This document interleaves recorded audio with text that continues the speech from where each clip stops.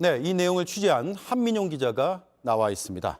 광고비였냐 아니면 대가성 있는 뇌물이냐 이게 쟁점인 가운데 나온 진술이기 때문에 의미가 꽤 있는 것 같습니다. 네, 민주당 이재명 대표와 정진상 정책실장을 비롯한 성남시 관계자들은 50억 원의 명칭부터 후원금이 아니라 광고비였다 이렇게 주장을 하고 있습니다. 네. 그러니까 두산건설의 정자동 부지를 용도 변경해 준 것과 두산건설이 성남FC에 광고비 50억을 낸 건 전혀 별개라는 건데요. 그런데 경찰 수사에서 당시 두산건설 임원 A씨가 이 주장과 정면으로 배치되는 그러니까 용도 변경 등을 위한 돈이었다라는 취지로 진술을 한 겁니다.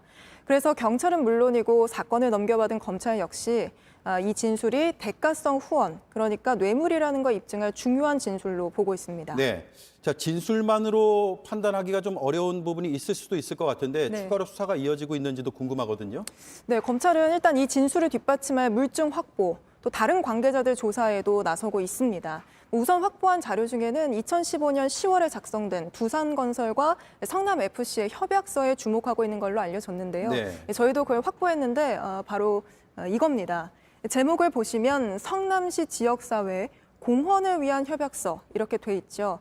수사기관은 제목부터 일반적인 광고비 계약과 거리가 멀어서 후원금 협약에 해당한다고 보고 있습니다. 네, 자 진술 중에 50억 원을 미리 정해놓고 그 뒤에 광고 내용을 논의했고 또 광고의 효과보다는 비용, 금액이 네. 중요하다고 판단했다라는 취지의 진술이 있다라고 나왔는데 협약서에는 어떻게 돼 있습니까? 성남FC의 위상, 그러니까 뭐 성적 같은 거에 따라서 광고 효과가 크게 달라질 텐데요. 이렇게 사정 변경이 있을 경우에 광고료 지급을 좀 어떻게 수정한다. 뭐 이런 내용이 없다는 점에 수사기관 역시 주목하고 있는 걸로 전해졌습니다. 네. 예를 들면 이 협약서를 보시면 2016년 20억, 2017년 20억, 2018년 10억 이렇게 지급한다 이렇게 돼 있는데 액수가 달라지는 이유, 그러니까 왜 이렇게 액수가 달라지는지에 대한 언급은 없고 또 예를 들어 리그가 강등되는 이런 사정의 변경이 생겼을 경우에는 광고 효과가 크게 달라질 텐데 이럴 경우엔 광고료를 어떻게 다르게 지급한다 이런 내용이 없습니다.